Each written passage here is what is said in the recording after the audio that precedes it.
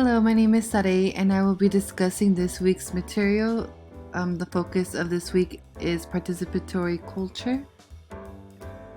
The reading of this week dived into the topic of this new immersive concept. It goes in detail about how participatory culture can be used and is used on a daily basis.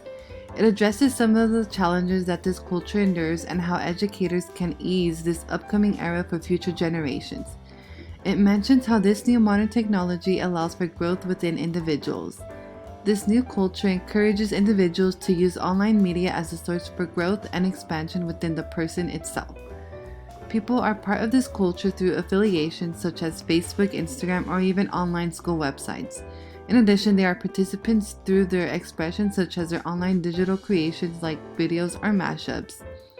Individuals are constantly problem-solving collaboratively via an online platform. An example of this can be seen in Wikipedia as mentioned in the reading. Anyone is free to edit or create a page on Wikipedia.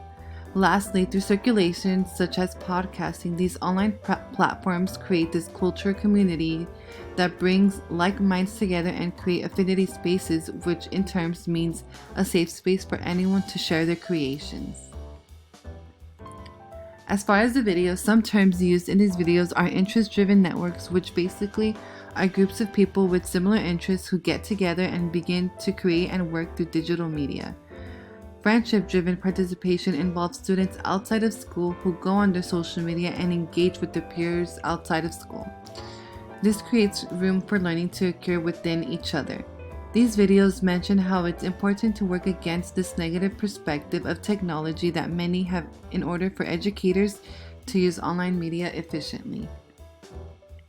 The video mentions how students' participation in outside social media activities like Twitter, Instagram, or Facebook are ways in order for teachers to engage, for them to learn more inside the classrooms, and how education should involve more participatory culture within the curriculum to create these safe spaces where students can share their ideas. After reading and watching the videos, I agree on the importance of incorporating this culture inside classrooms. It's important.